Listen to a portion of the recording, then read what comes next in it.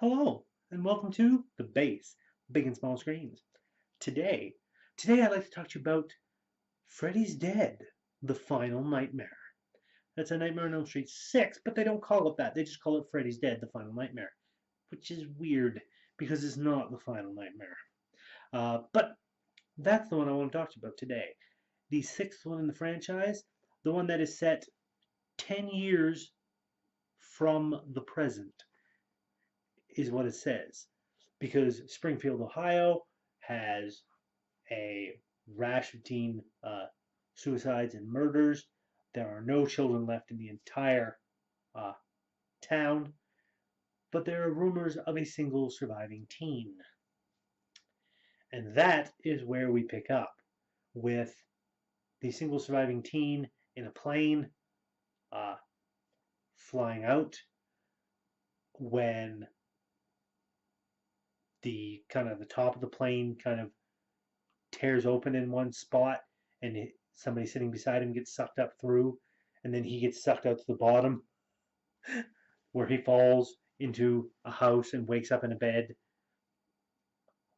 because he's in a dream and Freddy's taunting him to the point that it's like there's a scene that's like almost right out of the Wizard of Oz because he's on a broomstick, Freddy.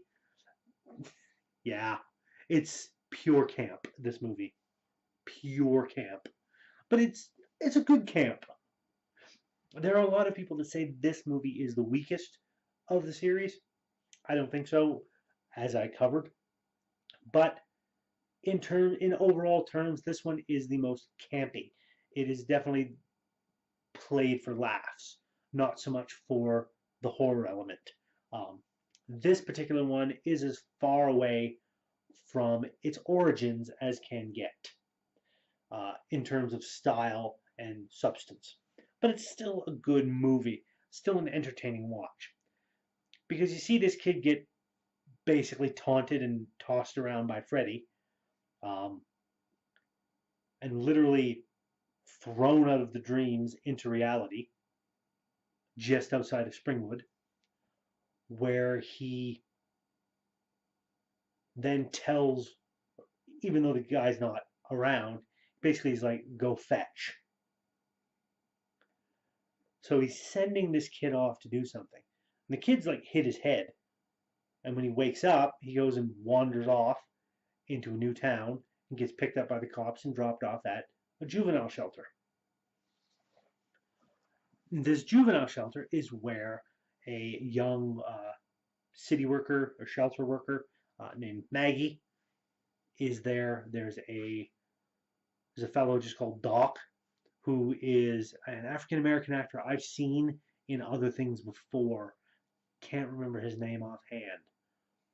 Uh, but he's been in quite a few things. He's quite good in this one. There is Carlos, who is a Latino fellow that has a hearing aid for reasons that we find out. There is a young girl named, oh, what is it? What is her name? I can't remember. She's blonde. She's very tough. Um, and she doesn't like to be touched. We'll get into that in a bit. And then there's Spencer. Spencer is a rich kid who is sent to the shelter because his father wants to give him a bit of an attitude adjustment. Wants him to grow up to be just like him. And things get interesting from there. Because this kid shows up, uh, ends up falling asleep, kind of getting into trouble, knocking one of the security guards out of a window by accident. And he's very, very tense. He doesn't want to fall asleep. He thinks there's trouble. And so Maggie decides that because he's got this article from Springwood, they're going to go visit Springwood. Meanwhile, the other three kids, Carlos, Spencer, and oh, why can't I remember the girl's name? I can't. Tough Girl. I will call her Tough Girl. because she is amazing. I love her as a character. I just cannot remember her name for the life of me. Watching 7 movies back to back, you can scramble your brains a bit. But they have a plan to get out of here by stowing away in the van or taking the van. But they've managed to stow away in it when Maggie and the other fellow, John, they call him John Doe because he has no name, go to Springwood. And they end up going to Springwood. Meanwhile, Maggie is telling the other 3 kids, to take the van directly back to the shelter while she stays there with John. Only they can't find their way out.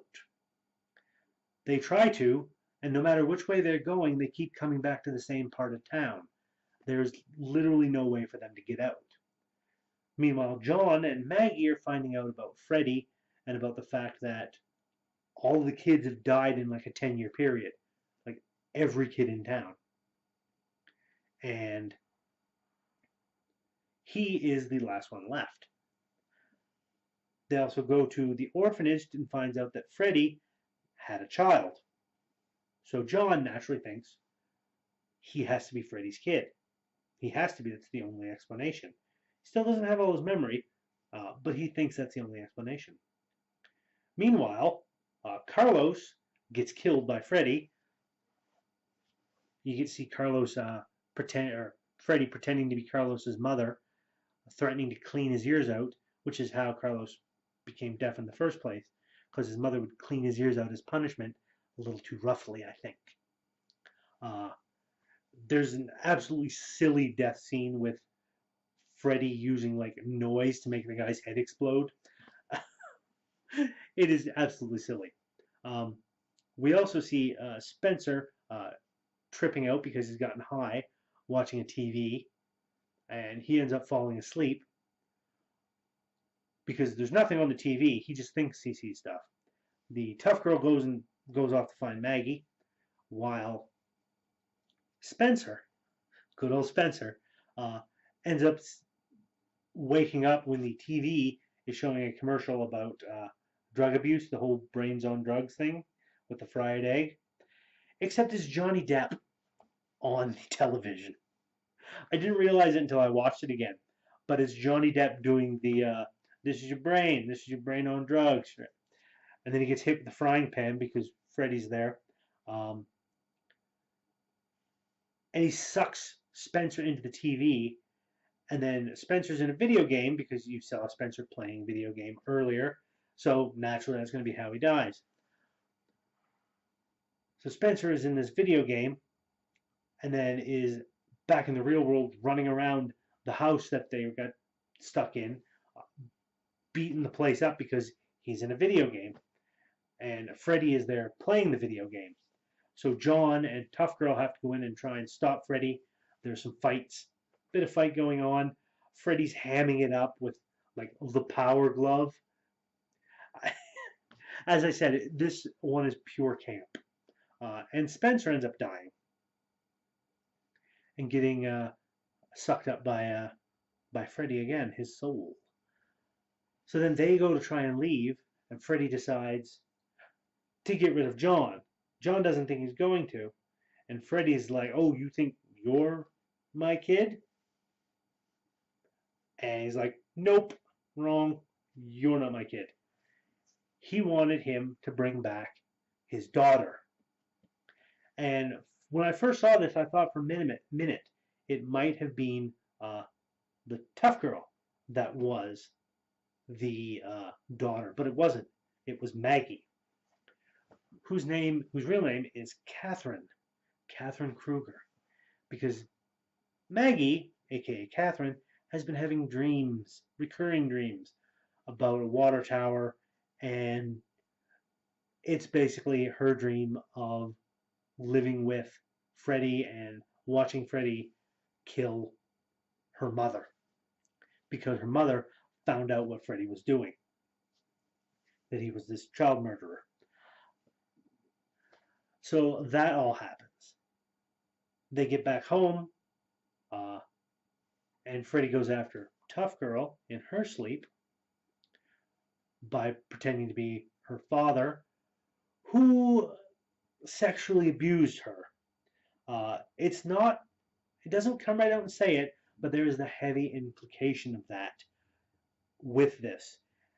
And she stands up, like in the dream, because her father's dead, uh, beats him down with like a coffee pot, and basically tries to kick his ass a few different other ways, um, before waking herself up by burning her wrists over fire. Um, but that scene was, it is such a simple scene in terms of what all is done, but all the acting is conveyed through facial expression and body posture from her, the actress playing Tough Girl there. I can't remember her name. um, but through her body posture and her facial expressions, of how much, even though she knows that this isn't real, that it's only a dream, that her father is really dead, that simply hearing that voice and seeing that man's face, uh, hearing those familiar words to her still affects her negatively. And it's a wonderful moment. Like, like kudos to that actress for pulling that off. I was impressed, especially now. Well, I don't think I was as impressed when I first watched it because I was a lot younger then. Was I seen it in theaters when it first came out? But now, having many more years behind me, I was suitably impressed at that particular uh, moment. And it gets to the point where there's a 3D segment with 3D glasses where Maggie goes into Freddy's mind, sees some of his past explained, and then she pulls Freddy out of the dream into reality. They beat him up and basically blow him up with a pipe bomb. And that's the end of Freddy. Very anticlimactic. I can see why a lot of people think it's the weakest of the series. Um, but overall, in terms of story and whatnot, we get to see Robert Englund as Freddy without makeup, which is pretty cool. And it's mostly pure camp. It really is. But I liked it for what it was. I enjoyed it. It was still an eminently watchable movie. So that's going to be it for this episode. Thank you all so much for watching. As always, if you like what I'm doing, please give that like button a tap. Give that subscribe button a tap as well if you haven't already, so you can be kept apprised of when I do new videos. And throw a comment in the comment section. Let me know what you think of this one. Uh, do all that, and until next time, you all take care, and I'll see you around.